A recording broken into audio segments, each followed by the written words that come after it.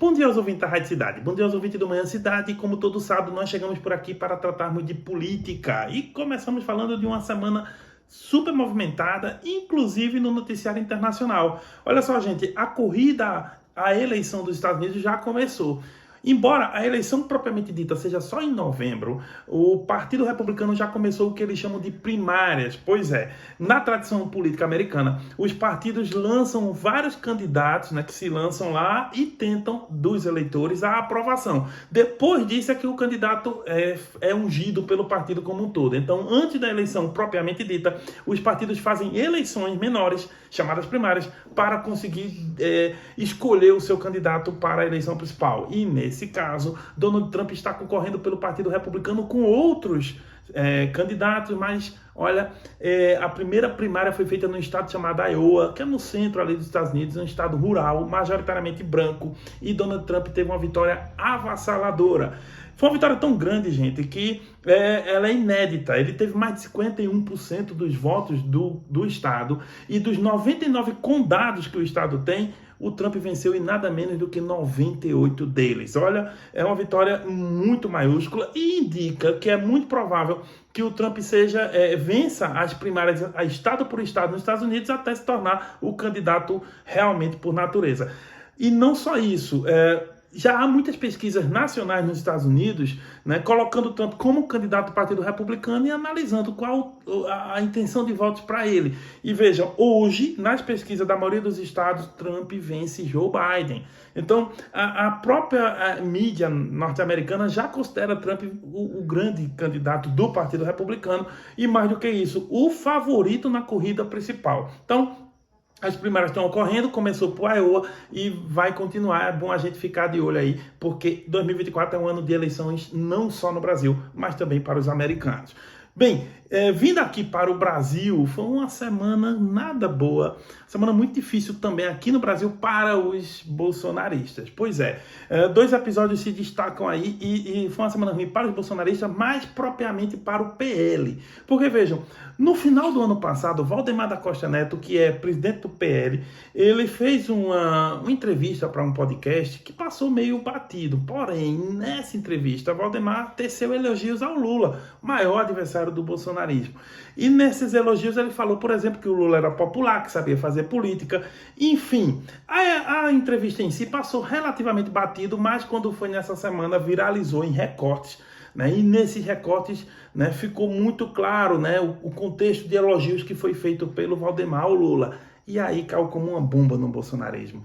Isso foi tão grande a repercussão dentro das bases bolsonaristas que Bolsonaro estava em Angra dos Reis e teve que vir ali a público e reclamou. Ele nem sequer citou o nome do Valdemar, mas disse que tinha gente no partido tentando implodir o partido. Essas declarações fizeram o Valdemar se mexer. Primeiro ele foi ao antigo Twitter, hoje X, e lá no X ele disse que era fiel ao projeto de Bolsonaro e que foi retirada a entrevista original foi retirada de contexto. Isso foi a primeira resposta dele. Depois procurou Magno Malta, que é senador, e outros interlocutores bolsonaristas e foi aconselhado primeiro a mergulhar, não falar mais esse tipo de coisa. E segundo, foi dito a ele que Bolsonaro não estava realmente com raiva do Valdemar, mas estava precisando dar uma resposta ao seu eleitor que não toleraria aquele tipo de análise. Isso porque Valdemar da Costa Neto, durante a entrevista, elogiou a aliança que o PL teve com o PT. Pois é, PL e PT já foram aliados, inclusive o PL tinha o vice-presidente da República nos primeiros dois governos de Lula, que era o Zé de Alencar,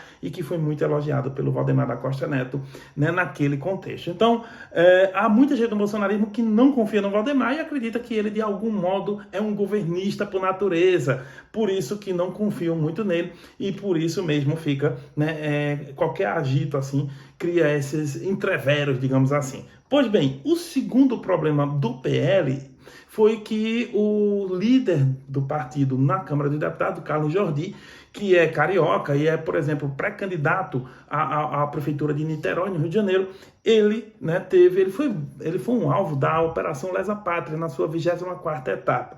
E nessa operação houve busca e apreensão do gabinete na Câmara, enfim.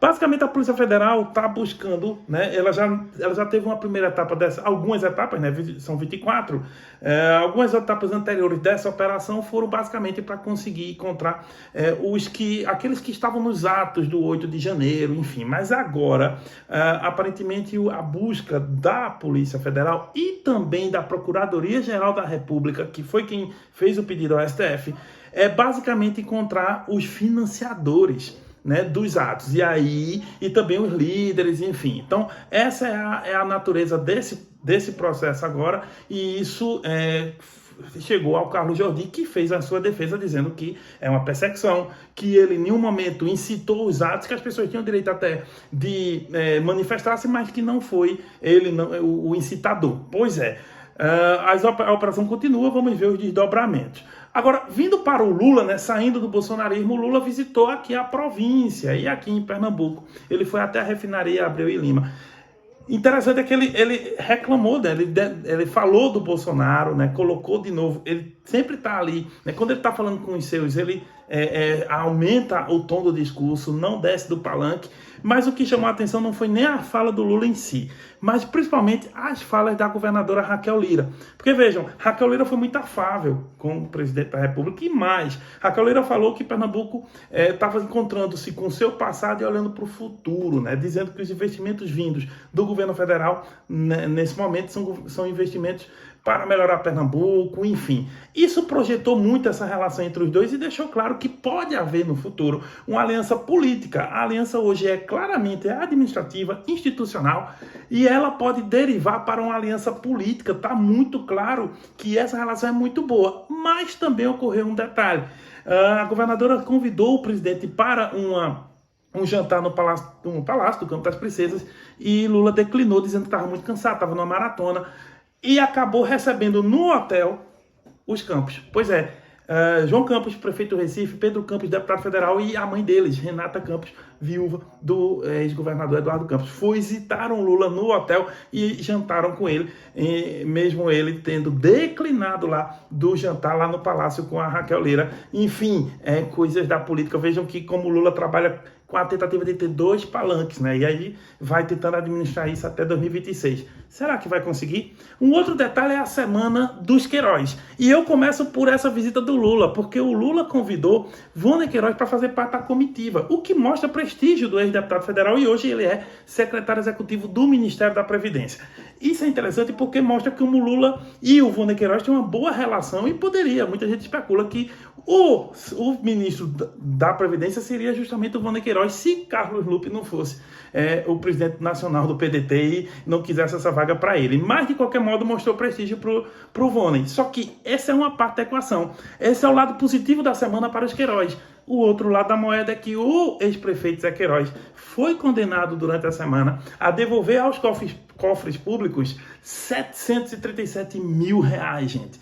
E de quê? Da questão do Caruaru prévio. Ele foi condenado em primeira instância aqui em Caruaru e soltou uma nota, né, explicando que, primeiro, apesar da condenação mirar nos seus direitos políticos, ele não está necessariamente inelegível porque vai recorrer. Segundo, ele explicou que todas essas operações que resultaram nessa condenação, elas foram operações legais a partir do Ministério da Previdência na época e também do Tribunal de Contas da União. E que, apesar do Ministério Público fazer o processo e o juiz condenar, ele vai cumprir os desejos da justiça, mas vai recorrer para evitar isso e, enfim, recuperar, né, a questão política. Essa é a nota de Queiroz. Mas o detalhe é que essa condenação, ela se espalhou como pólvora no estado todo. Todos os blogs de política do estado deram, e os Queiroz, né, demoraram um pouco para responder, e responderam por meio de uma nota, de uma forma um pouco mais fria, né, sem aparecer. Enfim, parece que sentiram um pouco,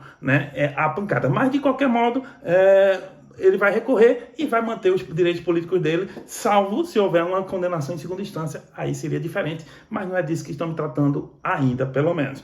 Um outro detalhe é que nessa disputa entre Queiroz e Rodrigo tem um último detalhe para a gente tocar, que é a questão do Partido Republicanos. E olha só, apesar da semana ter sido ruim nesse aspecto para Queiroz, tem um detalhe positivo, para ele pelo menos. O Republicano já deveria ter filiado Rodrigo Pinheiro agora em janeiro, e até agora não filiou. E mais, declarações do presidente estadual do Republicanos indicam que o partido só vai filiar alguém, ou vai decidir se vai para Rodrigo ou para Queiroz só em março, né? Ou seja, Rodrigo entendia que já estava tudo certo para entrar no partido, mas não está bem assim, e aí nesse caso ponto para Queiroz. Porém, o Republicanos ainda não decidiu se vai mesmo para Queiroz ou se fica com Rodrigo Pinheiro. E isso é importante na eleição, por quê? Porque é um partido importante que está na base do governo federal e principalmente que tem tempo de televisão. Mas aí, a conferir, a gente volta sábado que vem com mais comentários, se Deus quiser.